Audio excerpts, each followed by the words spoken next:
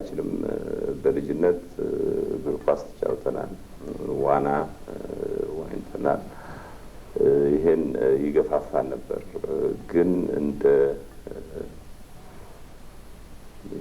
እንደ ቋሚ እንቅስቃሴ አድርገን አይደለም የወሰድነው፣ እንደ ጨዋታ ነው። ነገር ግን ከመካከላችን ግሩም የሚባለው የኔ ታናሽ ወንድም ለቅዱስ ጊዮርጊስ ቡድን ይጫወት ነበር። አልፎም ለኢትዮጵያ ወጣት ቡድን ለብሔራዊ ተስፋ ቡድን ተጫውቷል። መጨረሻ ትንሽ በጉልበቱም ላይ ጉዳት ደረሰ። ከዛም በኋላ ለትምህርት ወደ ውጭ ሲሄድ አቋረጠ። ግን በአጋጣሚ አባቴ ከሞተ በኋላ አሜሪካን ሀገር የሚገኙ ኢትዮጵያውያን በየዓመቱ የሚያዘጋጁት ኢንተርስቴት እግር ኳስ ውድድር በይድነቃቸው ተሰማ ስም ዋንጫውን አዘጋጅተው እኔ የክብር እንግዳ ሆኜ ተጋብዤ ሄጄ ግሩም ደግሞ የሎስ አንጀለስ ቡድን ካፕቴን ሆኖ በ1988 በፈረንጅ ማለት ነው፣ በ1980 በኢትዮጵያ በዛ ዓመተ ምህረት በአጋጣሚ ሎስ አንጀለስ አሸንፎ ግሩም ይድነቃቸው የሎስ አንጀለስ ካፕቴን የይድነቃቸው ተሰማን ዋንጫ ከታደለ ይድነቃቸው የተቀበለበት አጋጣሚ ነበር።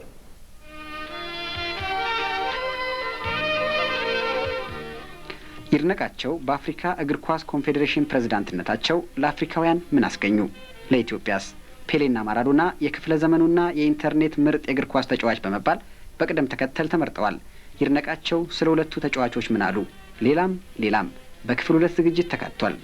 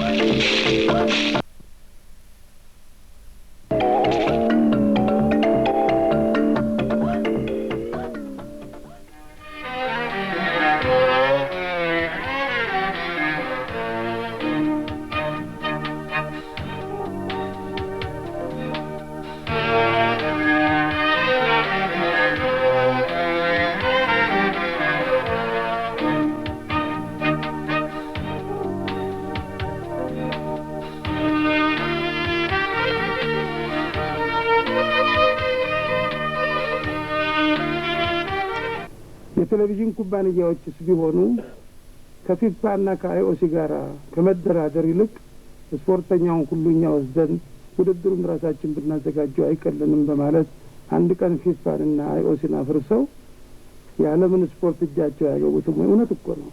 ሁኔታው ይሄ ነው።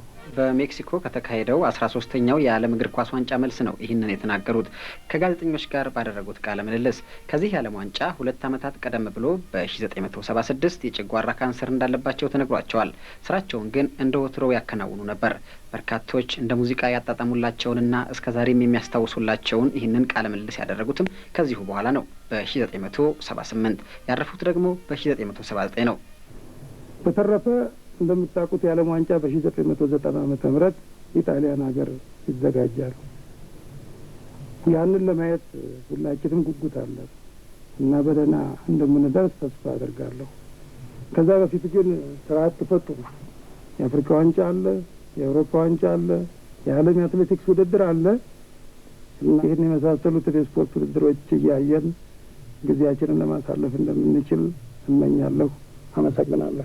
ያውቁ ነበር 90 ዓመተ ምህረት እንደማይደርስ እንኳን 90 እና 88 ለሞሮኮ የአፍሪካ ዋንጫ እንደማይደርስ ያውቃል። ብዙዎቹን ዶክመንቶች ሲያስረክበኝም እንደማይገኝ ግልጽ አድርጎ አንተ ነህ እኔን ወክለህ የምትገኘው ብሎ ነው ያስረከበኝ እና እንኳን ለ90 ዓመተ ምህረት ጣሊያን ዓለም ዋንጫና ለ88ም የአፍሪካ ዋንጫ እንደማይደርስ ያውቅ ነበር።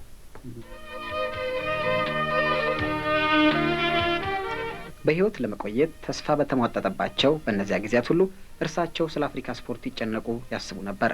በዚሁ በ13ኛው የዓለም እግር ኳስ ዋንጫ የእንግሊዝና የአርጀንቲና ቡድኖች ሲጫወቱ ማራዶና በእጁ ያስቆጠራት ግብ ጸደቀችለት።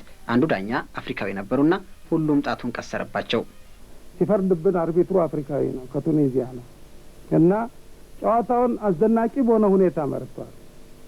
የጀርመኑ የዓለም ዋንጫ አዘጋጅ ኮሚቴ ሊቀመንበር የሆነው ሰው 9.4 ሰጥቶታል ከ10 ላይ በዳኝነቱ። ከዚህ ስህተት በቀር ይሄ ስህተት ኖርማል ነው፣ ማንም አርቢትር የሚሰራ። ግን የዓለም ጋዜጦች ልምድ የሌላቸው ኤክስፔሪየንስ የሌላቸው ከባድ ውድድር መምራት የማይችሉ 100,000 ህዝብ ሲያዩ የሚደነግጡ አርቢትሮች እንዴት ተመረጡ በማለት እኛ ጋር አፍሪካ ውስጥ 100,000 ተመልካች የሌለ ይመስል የአፍሪካን የዓለም ዋንጫ የአፍሪካን ዋንጫ ፍጻሜ ባለማየት ስለኛ ምንም ስለማያውቁ እንዲያው ከጫካ እየወጣን የምንመረጥ ስለመሰላቸው በጣም ትችት በመብዛቱ በእውነት በአፍሪካ ፉትቦል ኮንፌዴሬሽን ስም መልስ ሰጥቻለሁ። ያውም በኢትዮጵያ ኤምባሲ አማካይነት ልኬ በአስቸኳይ እንዲወጣ ተደርጓል። ነገሩ የሚያሳዝን ነው። የሚያሳዝነው ደግሞ ምንድነው? ሁሉም የሚወርዱበት የአፍሪካውን ዳኛ ነው። ግን የቡልጋሪያው የአውሮፓ መስመር ዳኛ ሰው ይበልጥ ለማየት የሚችል መስመሩን ይዞ እሱ ነው። አንድም ስለሱ የሚያነሳ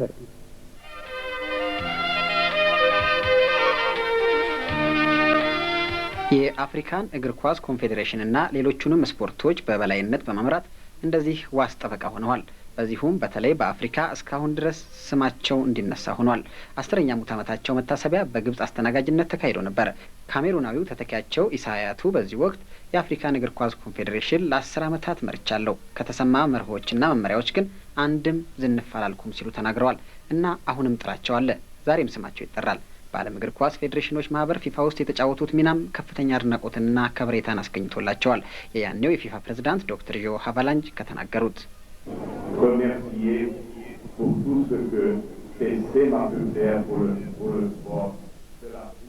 በአፍሪካ የእግር ኳስ ኮንፌዴሬሽን ፕሬዝዳንትነታቸው ይድነቃቸው ተወዳዳሪ የሌላቸው ንጹህና እጅግ ብልህ የሆኑ መሪ ነበሩ።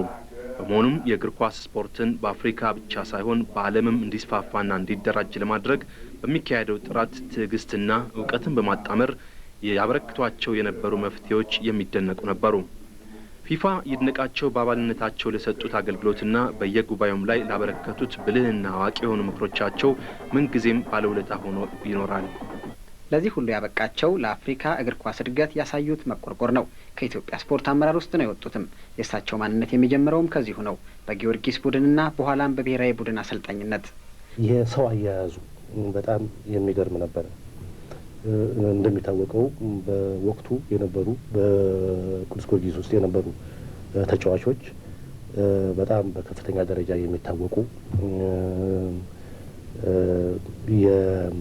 በህብረተሰቡ ዘንድ በጣም ታዋቂ የነበሩ የተለያየ አመልም የነበራቸው ናቸው እና እነዛን አሰባስቦ እንደ አመላቸው በመያዝ ሲሰራ የነበረው ስራ በጣም የሚደነቅ ነበር።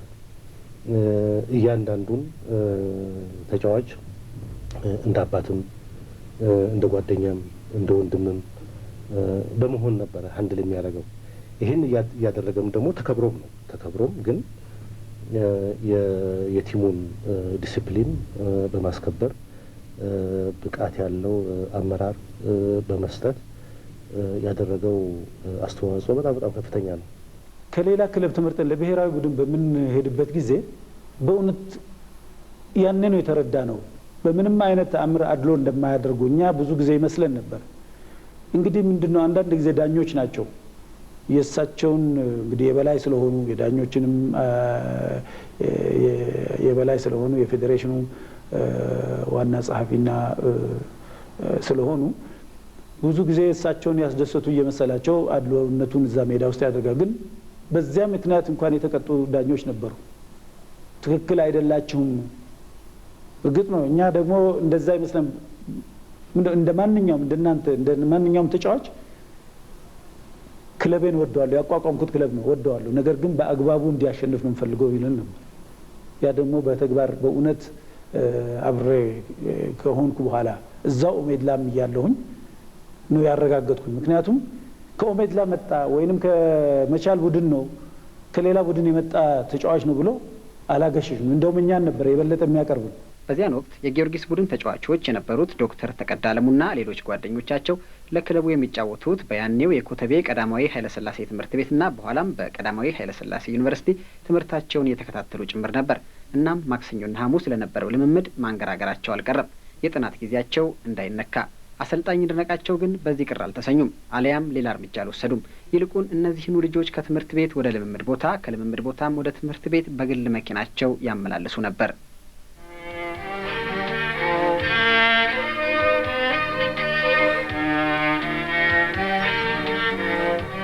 ይድነቃቸው ሁሉን ያደረጉት ግን ሁሉም አልጋ ባልጋ ሆኖላቸው አይደለም፣ በበርካታ ፈታኝ ሁኔታዎች ውስጥ በማለፍ ጭምር እንጂ። ውጭ በነበርኩበት ጊዜም አንዴ በአጋጣሚ ለስራ ጉዳይ መጥቶ ሎስ አንጀለስ ተገናኝተን ነበረ።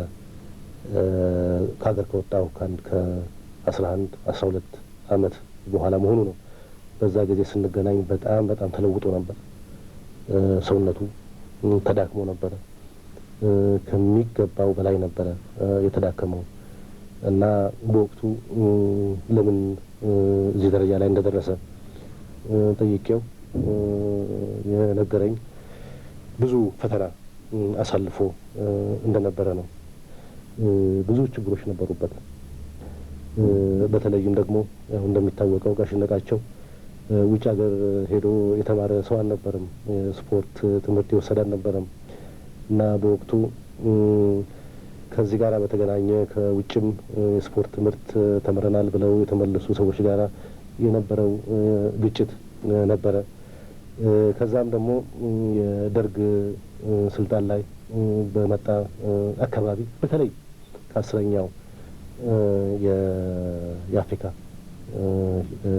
ሻምፒዮንሺፕ ጋር በተገናኘ አንዳንድ ውስብስብ ሁኔታዎች አጋጥሞት ነበረ እና ከዛ ጋር በተያያዘ ብዙ ፈተና ውስጥ ነበረ እና ያም በጤንነቱ ላይ ተጽዕኖ ሊያደርግ እንደቻለ ነበረ የገለጸልኝ እና እኔ የማውቀው ትቼው የሄድኩት ጋሽ ይድነቃቸው በጣም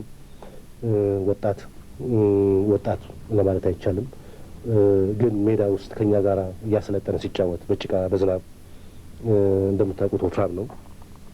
ግን ያም ሆኖ ከኛ ጋር እየተጋፋ እየወደቀ እየተነሳ ሲጫወት ነበር የማውቀው። ወታደራዊ ስፖርት ክለቦች ከሲቪሎች መለየት አለባቸው የሚለውን ውሳኔ ባስወሰነ ጊዜ ብዙ ተቃውሞ እንደነበር፣ አንድ ሁለት ጊዜ ተተኩሶበትም እንደነበር አውቃለሁ። ከማን እንደሆነ አይታወቅም፣ ግን ተኩሰው የሸሹ ሰዎች ነበሩ።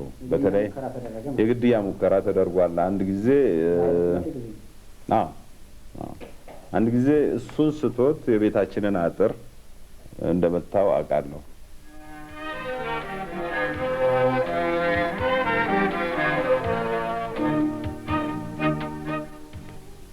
አፍሪካውያን የአህጉራቸውን እግር ኳስ ኮንፌዴሬሽን ብሎም ሌላውን ስፖርት በበላይነት እንዲመሩ ሲመርጧቸው የአመራር ብቃታቸውን አይተዋል።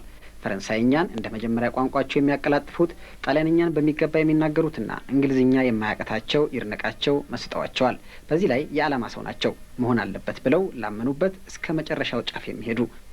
የትንባሆ ማስታወቂያ በአፍሪካ የስፖርት አደባባዮች እንዳይኖር ይከለክሉ ነበር። ይህንን አቋማቸውን ተጠቅመው የራሳቸውን ሰው በይድነቃቸው ቦታ ሊያስመርጡ የሞከሩ ነበሩ። በዚህ ሁሉ የታየው ግን የተሰማ ተወዳጅ መሆን ብቻ ነው። 1980 ዓመተ ምህረት እንደ አውሮፓ አቆጣጠር 72 73 መሰለኝ ሌጎስ ላይ አቶ ይድነቃቸው የአፍሪካ ፉትቦል ኮንፌዴሬሽን ፕሬዚዳንትነቱን ጊዜ ጨርሶ እንደገና እጩ ሆኖ ቀርቦ ነበር። አንድ ተቃዋሚ እስከ ዛምቢያ አቀረቡ። ይድነቃቸውን ተፎካክሮ የአፍሪካ ፉትቦል ኮንፌዴሬሽን ሌላ እጩ ማለት እጩ አድርገው አቀረቡ። እንግዲህ በዛን ጊዜ እነዛ በብዙ ነገር ይደገፋሉ። እኔ እስከ አንግሎፎኖቹ ሁሉም ማንም እጩ እኔ እስከማውቀው ድረስ ይድነቃቸው ተሰማ ራሱን ይድነቃቸው ተሰማንና ጭንቅላቱን እውቀቱን ይዞ ነው የሚቀርበው። እዛ ለምርጫ እንደዚህ የምታባብርበት ምን የምትልበት ምንም ባጀትም ገንዘብም የለም። የኢትዮጵያ ፉትቦል ፌዴሬሽን እስካሁን ድረስ እንደማያደርገው ነው የማውቀው እና የለም። እነዛ ግን በመሰረቱ ያው የኢትዮጵያ ፉትቦል ፌዴሬሽን እዛ ቀርቦ አንዳንድ ነገር ቅስቀሳ ማድረግ ነበር በሳቸው እንዲመረጡ እኔ ነበር ደንቡ። እሺ አቶ ተስፋዬ ገብረ ኢየሱስ ነበር፣ ስዩም ታረቀኝ ነበር ትዝ የሚለኝ። እኛ በመሰረቱ የምንችለው እናደርጋለን። ግን ያ ኃይል በጣም ተዘጋጅቶና ተደራጅቶ ነው የመጣው።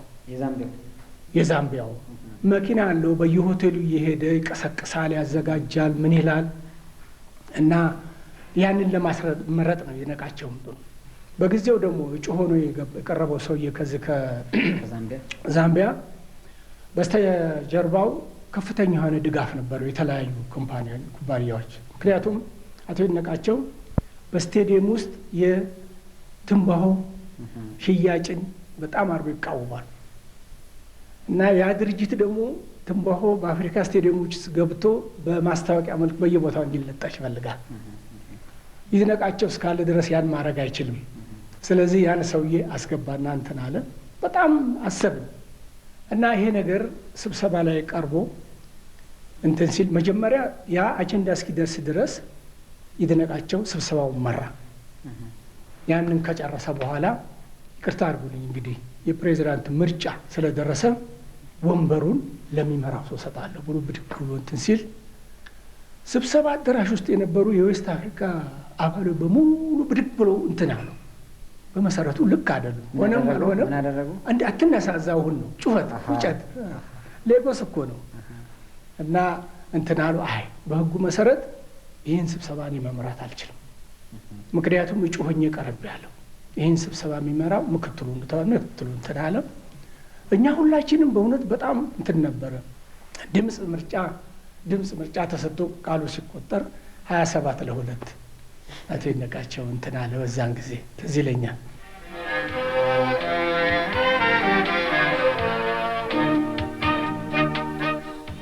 በአሁኑ ጊዜ ለብዙ አፍሪካውያን እግር ኳስ ተጫዋቾች ብልጽግና ያመጣውና ብዙ ገንዘብ እንዲያፈስበት ባስቻለው ፕሮፌሽናሊዝም ላይ ግን የነበራቸው አስተሳሰብ የተለየ ነበር። እንደ እርሳቸው አባባል የአፍሪካ ኢኮኖሚ ፕሮፌሽናሊዝምን መሸከም አይችልም። ስፖርትም ለስራ የሚያዘጋጅ እንጂ መተዳደሪያ አይሆንም። ማስደገፊያም አላቸው። አንድ ሰው በስፖርት ገንዘብ ሊያገኝ የሚችለው እስከ 31 ወይም 32 ዓመቱ ነው። ከዚያ በኋላ በሚኖረው ጊዜ አብዛኞቹ ችግር ላይ ይወድቃሉ። ሌላም ነጥብ ይጠቅሳሉ። ስፖርተኞችን ከአፍሪካ በግዢ የመውሰዱ ሁኔታ ወደ ባሪያ ንግድ እየሄደ ነው የሚል። ብዙዎች በዚህ ባይስማሙም ከዚሁ ከፕሮፌሽናሊዝም ጋር በተያያዘ በኦሎምፒክ የሚሳተፉ ቡድኖች ከ3 በላይ ፕሮፌሽናል ተጫዋቾች እንዳያሰልፉ፣ የተቀሩት አማተርና እድሜያቸውም ከ23 ዓመት ያልበለጠ እንዲሆን መታገላቸው ውጤት አስገኝቷል። ኢኮኖሚዋ ፕሮፌሽናሊዝምን መሸከም የማይችለው አፍሪካ አውሮፓውያኑን ማሸነፍ የምትችለው በዚህ መልኩ ነው በሚል የታገሉለት ይህ ሀሳብ ናይጄሪያና ካሜሩንን የዋንጫ ባለቤት አድርጓል። የሚገርም ነገር ደግሞ ትንቢትማቸውም ይዟል። ምንድን ነው አልጄሪያ በዓለም ዋንጫ ላይ ጀርመንን አሸንፋ ነበር 2-0። የዛን ጊዜ ሌላ ሀገር አልጄሪያን ለመጣል ለቆ ነበር። ኦስትሪያውን እንደዚህ ነው መሰለኝ ለቆ ሆን ተብሎ ተንኮል ተሰርቶ ትልቅ ውዝግብ ነበር። ጋሽ ይድነቃቸው እዛ ጊዜ ሲመጡ ግድ የለም አሁን የተለያየ ተጽዕኖ ያድርጉብን ለእኛ ለአፍሪካውያን ያላቸው ንቀት ነው። ግን አሁን አፍሪካ ውስጥ ከሚታየው የታዳጊ ስልጠና እንደ አውሮፓ አንዳንድ ትምህርት ቤቶች የስፖርት ስኩል መክፈታቸው ሲታይ እኔ ካሜሩንና ናይጄሪያ በቅርብ ጊዜ ውስጥ የዓለምን ፉትቦል እንደሚቆጣጠሩት አልጠራጠርም ብለው ነበር። የሚገርም ነገር ነው። ይድነቃቸው ከፕሮፌሽናሊዝም በተጨማሪ በስፖንሰሮች ተጽዕኖ ስር ላለመውደቅ ያደረጉት ጥረት ቀላል አይደለም። ከስፖንሰሮች ጋር እሱ አብሮ ይሰራ ነበር። የአፍሪካ ፉትቦል ኮንፌዴሬሽን በሱ የመጨረሻ የአመራር ዓመታት የነበሩት ከፍተኛው የገቢ ምንጩ ስፖንሰርሺፕ ነው። ነገር ግን የገቢ ምንጩን በመጠኑ ቀንሶም ቢሆን መሰረታዊ የአፍሪካ ፉትቦል ኮንፌዴሬሽን መመሪያዎችን ሳይሸጥ ሳይለውጥ ነው ከስፖንሰሮች ጋር ይዋዋል የነበረው። ከስፖንሰሮች ጋር ካልተስማሙባቸው ሁኔታዎች አንዱ ስፖንሰሮቹ የአፍሪካ እግር ኳስ ዋንጫ ኃላፊ ሀገሮች ቁጥር ከ8 ወደ 16 ከፍ እንዲል መፈለጋቸው ነው፣ የበለጡ ማስታወቂያዎች ለማስኬድ እንዲችሉ። እሱ ደግሞ አንደኛ አፍሪካ በአጠቃላይ በሱ ጊዜ ወደ 48 ሀገሮች ይመስሉኛል አባል ሀገሮቹ፣ አሁንም 53 ናቸው። ይህን ያህል ሀገሮች ነን ያለ ነው። ከነዚህ ውስጥ 16ቱ ወደ ፋይናል ይድረሱ ከተባለ ማጣሪያውን ውድድር በጣም ቀላል እናደርገዋለን። በጣም ያጣል። ደካማውም ቲም አልፎ ሾልኮ 16 ውስጥ ይገባል። ከዛ በኋላ ደግሞ እንደገና ፋይናሉን በጣም እናሳጠዋለን። 16 ጥሩ ቲሞች አፍሪካ ውስጥ የሉንም። ስለዚህ የፋይናሉ የመጀመሪያ ዙር ደካማ ይሆናል። ሌላው ደግሞ የነበረው እና በግልጽም አሁን በጋና ናይጄሪያ የታየው ምንድነው? የአፍሪካ የስፖርት ተመልካች በርካታ ጨዋታዎችን ከፍሎ ገብቶ ሜዳ ውስጥ ማየት አይችልም። 16 ተጋጣሚዎች ካሉ የጨዋታውን ቁጥር በዛው መጠን ከፍ ይላል እና 8ም ሆነው እንኳን ከፍሎ የሚገባ የለም፣ አቅም የለም።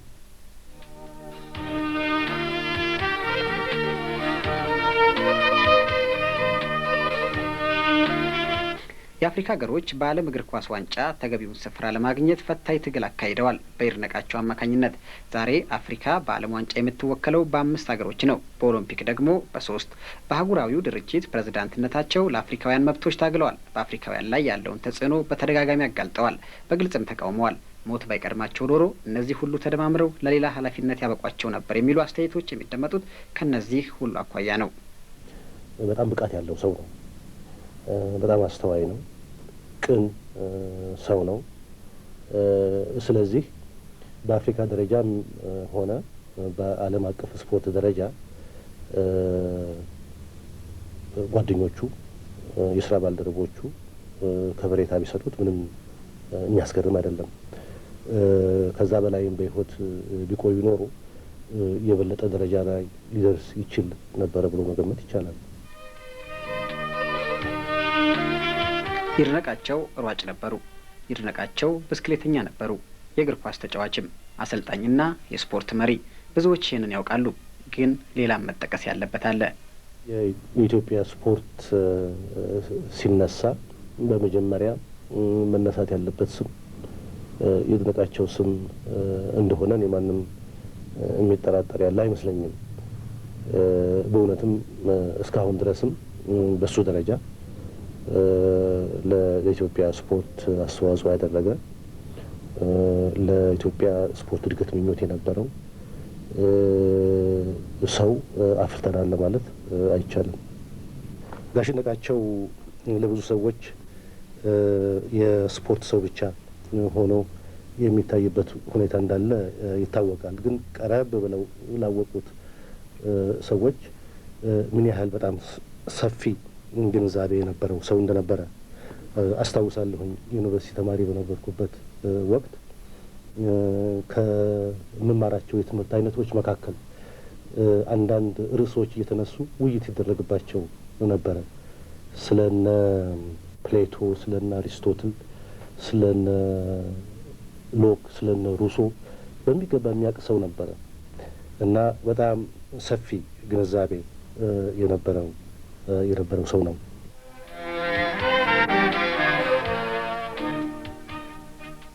አሁንም መጠቀስ ያለበት አለ። በሁሉም ዘንድ ሞገስ አላብሶ አንቱ ያስባላቸው ሌላ ተሰጥኦ በዓለም ዋንጫ ወቅት፣ በአፍሪካ ዋንጫ ወቅት ከፊልሙ ያላነሰ የጋሽ ይድነቃቸውን ግምገማ ለመስማት ህዝቡ ያለው ጉጉል ልነግርህ አልችልም። የሚቀርበው ጥያቄ ራሱ እና በእውነት የንግግር ችሎታቸው፣ የቃላት አመራረጣቸው፣ አንድን ነገር ለማሳመር የሚጠቀሙበት ቃላት ራሱ ህሊናን የሚገዛ ነው። ክብደት የሚሰጠው ነው። ያሳምኑሃል። በአንዳንድ በማንስማማባቸው ነጥቦች እንኳን ጠይቀናቸው ወዲያውኑ ኩምሽሽ የማድረግ እንትን አላቸው እና የእሳቸው የንግግር ችሎታ መቼም በእኔ አንደበት በእኔ በትንሹ ማለቴ የሚገለጽ አይደለም። ሁሉም ሰው በተለይ በውጭ በፈረንሳይኛ ቋንቋ በሚሰጡት ኢንተርቪው በተለይ በጣም እንደሚደነቁ ነው የውጮቹ የሚያወሩት። ወደ 1978 የሜክሲኮ የዓለም ዋንጫ ልመልሳችሁ። ያኔ ዲያጎ ማራዶና እጅግ ስሙ የገነነበት ወቅት ነበር። እናም አቶ ይድነቃቸው ይህንኑ የዓለም ዋንጫ ተከታትለው ሲመለሱ ጋዜጠኞች ማራዶናንና ፔሌን በተመለከተ ጠይቀዋቸው ነበር። በነገራችን ላይ ባለፈው ሰሞን በተካሄደ የተጫዋቾች ምርጫ ፔሌ የክፍለ ዘመኑ ተጫዋች፣ ማራዶና ደግሞ የኢንተርኔት ኮከብ ሆነው ተመርጠዋል። እናንተም ብትሆኑ አሁን ፔሌን አናውቀውም አናስታውሰው ነው የምትሉት። እንደው ራሳችሁን ጎረምሳ ማድረግ ካልፈለጋችሁ በቀር አብዛኞቻችሁ አይታችሁታል።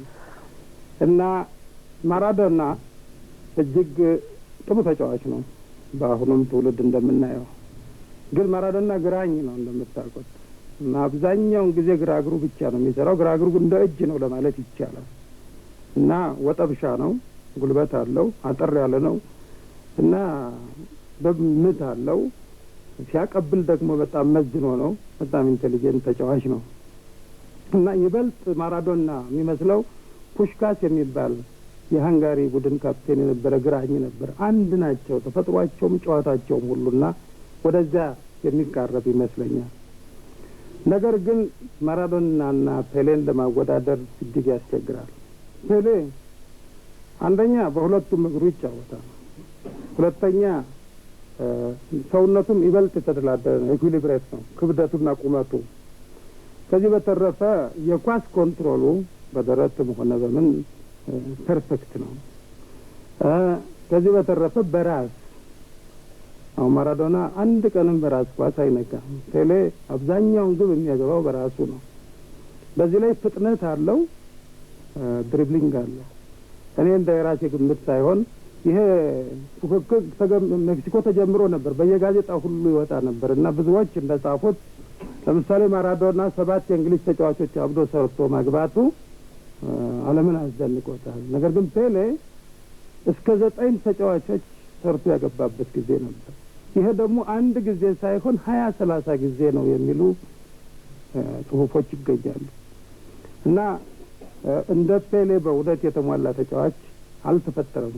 እንደኔ ግምት ደግሞ ወደፊትም እጅግ አስቸጋሪ ይመስለኛል እንደሱ አይነት ሰው ለማግኘት። በተለይ አሁን እናንተ ብታስታውሱ የዛሬ 16 ዓመት የዓለም ዋንጫ ሜክሲኮ ሲዘጋጅ ፔሌ ብራዚል ያሸነፈ ጊዜ ፔሌ ያደረገውን አስተዋጽኦ አይታችኋል። በተለይ ዘ-ጃያንት ኦፍ ብራዚል የሚለው ፊልም አለ እና እዚያ ላይ ፔሌ በ58 ዓመተ ምህረት ስዊድን ላይ 17 ዓመት ልጅ ሆኖ ለዓለም ዋንጫ ብራዚልን አሸናፊነት ሲያበቃ ያገባቸውን ግቦችና ሁኔታዎች ብትመለከቱ ደግሞ ተመልክታችኋቸዋል። በእውነት የሚያስደንቁ ናቸው። እና በ70 ዓመተ ምህረት ሜክሲኮ ፔሌን ያዩት ሁሉ አስደናቂ ነው ብለው ይላሉ። ፔሌ በዚያ ጊዜ 30 ዓመት ሞልቶታል። ከነበረው አቅም 50 ከመቶ ቀንሷል። እንደዚያም ሆኖ የዓለም የተሻለ ተጫዋች ነው ተብሎ ተገምቷል። እና ይሄን ሁሉ ስናይ በእኔ ግምት ፔሌ ይበልጣል ብዬ ነው የምለው። ይሄ የቀለም አድሎ አይደለም፣ በእውነተኛ ትክክለኛ ስሜት ነው።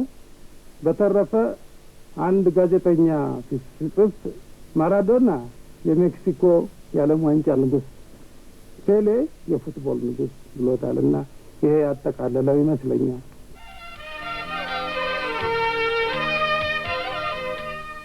ከአፍሪካ እግር ኳስ ኮንፌዴሬሽን መስራቾች